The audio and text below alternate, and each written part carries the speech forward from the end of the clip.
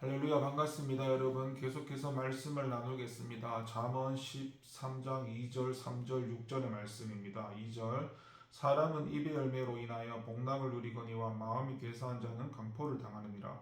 3절 입을 지키는 자는 자기의 생명을 보존하나 입술을 크게 벌리는 자에게는 멸망이 오느니라. 6절 공의는 행실이 정직한 자를 보호하고 악은 죄인을 패망하게 하느니라. 아멘. 2절과 3절을 보게 되면 사람은 입의 열매로 인하여 복락을 누리거니와 마음이 괴사한 자는 강포를 당하느니라. 입을 지키는 자는 자기의 생명을 보존하나 입술을 크게 벌리는 자에게는 멸망이 오느니라 라고 말씀하고 있습니다. 이 본문을 원어적으로 살펴보면은 2절의 경우에 상반절은 선한 것을 먹는다라는 의미고 하반절은 포악함을 먹는다라는 의미입니다. 이것은 사람은 어떤 말을 하느냐에 따라서 결과적으로 그의 상당한 보응을 받게 될 것이라고 말하고 있는 것이고 3절에서는 말을 어떻게 하느냐에 따라서 생명을 보존할 수도 있고 멸망으로 나아갈 수도 있다고 말하는 것이죠. 우리는 여기서 말이 가지고 있는 참으로 놀라운 능력과 권세를 발견하게 됩니다.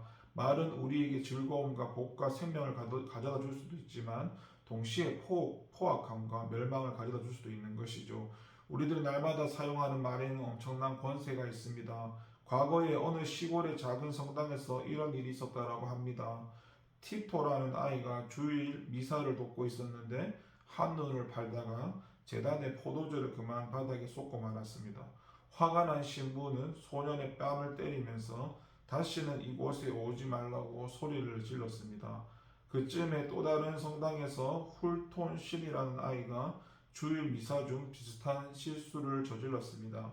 그러나 그곳의 신부는 그 아이를 사랑스러운 눈빛으로 바라보면서 너는 후에 훌륭한 신부가 되겠구나라며 용기를 북돋아 주었습니다. 세월이 흘러서 그 아이들은 모두 성인이 되었고 그중 성당에서 쫓겨난 티토라는 아이는 공산주의 국가인 유고슬라비아의 대통령이 되어 독재자로 군림하고 많은 사람들을 고통과 공포에 몰아넣었습니다. 반면 훌톤 신이라는 아이는 유명한 대주교가 되어 사람들의 정신적 지주가 되었다고 합니다. 이처럼 무심코 내뱉은 말 한마디는 한 사람의 운명을 좌우할 정도로 엄청난 힘을 지니고 있습니다. 또 이러한 말은 다른 사람에게 뿐만 아니라 자기 자신에게도 엄청난 영향을 끼치고 그의 운명을 결정하기도 합니다. 부정적인 말을 하면 부정적인 결과를, 긍정적인 말을 하면 긍정적인 열매를 맺게 되는 것이죠. 이에 잠언 18장 21절에서 죽고 사는 것이 혀의 힘에 달렸나니 혀를 쓰기 좋아하는 자는 그 열매를 먹으리라 말씀을 합니다. 저와 여러분 지금까지 어떠한 말의 씨앗을 뿌리며 살아오셨습니까? 생명과 구원의 씨앗, 사랑과 화합의 씨앗, 창조와 번영의 씨앗을 뿌리고 있습니까? 아니면 죽음과 파멸, 미움과 분열, 파괴와 저주의 씨앗을 뿌리고 있습니까? 우리의 입의 말들은 뿌린 대로 우리에게 열매가 되어 돌아올 것이고 그래서 우리는 우리의 언어가 복된 열매를 맺을 수 있도록 입을 제어할 수 있어야 하는 것이죠. 6절에서 솔로몬은 공의는 행실이 정직한 자를 보호하고 악은 죄인을 패망하게 한다라고 말씀합니다.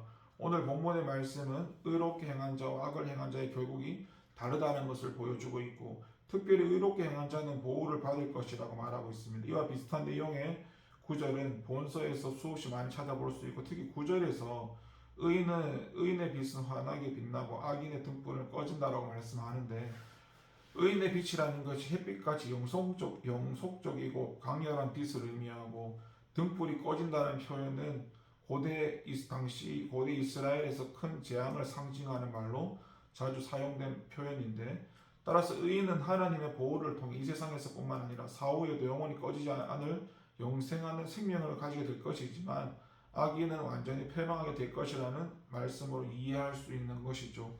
나는 정직한 자의 형통을 믿는다라고 책을 집필한 박성수 이랜드 사장의 책에서 이런 내용을 기록하고 있습니다.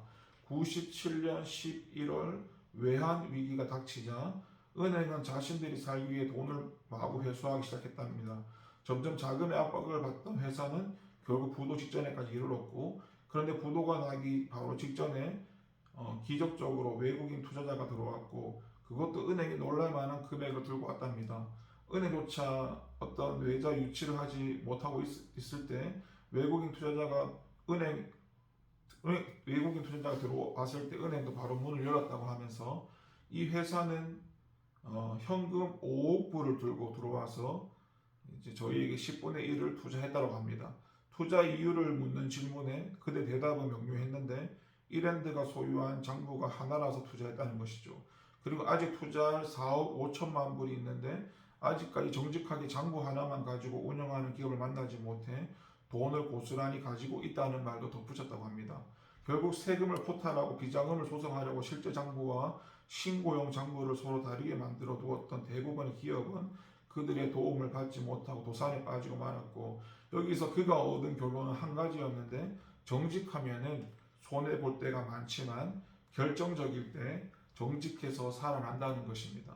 오늘 본문 역시 이것을 말씀하는데, 정직한 자는 하나님의 보호를 받을 수 있다는 것이고, 비록 과정에서 손해를 경험하거나 위험 또는 위협을 통과해야 하지만 결과적으로 정직하게 행하는 자의 마지막에 승리가 있다는 것입니다. 그리고 다음은 죄의 수학 공식을 간추린 것인데, 더하기는 죄는 그대의 문제를 더한다. 죄된 방법을 쓰면 점점 더 얽히고 골치 아파진다. 빼기는 죄는 그대의 열정을 뺀다. 죄가 깊어질수록 의욕은 없어지고 무기력해진다. 곱하기는 죄는 그대의 아픔을 곱한다. 죄된 생활이 마취제가 될 때가 있으나 깬 뒤의 아픔은 이전보다 더하다. 나누기, 죄는 이웃을 나누며 가족까지 분열시킨다. 죄는 친구를 잃게 한다. 결국 죄는 그대의 영혼을 갈기갈기 찢어버린다. 그래서 여러분, 손해 볼지라도 정직하고 깨끗함을 유지하는 의의 사람이 되시길 바랍니다. 의로움은 우리를 모든 환난에서 지켜줄 것이고 또 우리로 영원히 꺼지지 않을 빛이 되게 하여 이 땅에서도 견고한 삶을 살게 하고 궁극적으로 하나님 나라에서 영원한 생명을 누릴 수 있는 축복을 제공해 줄 것입니다. 기도하겠습니다. 하나님 아버지 감사합니다. 주님의 말씀에 지혜를 붙들고 살아가기를 소망합니다. 입으로는 또 의의 열매를 맺게 하시고 또 삶 가운데 불의보다도 정직한 삶을 살아감으로써 하나님의 보호를 받는 우리가 될 수 있도록 늘 주님의 성령의 다스림을 받고 살아가는 우리가 되게 하옵소서. 늘 하나님 말씀을 가까이 하며 기도하는 우리가 되게 할 수 있도록 도와주세요. 감사드리고 예수님 이름으로 기도합니다. 아멘.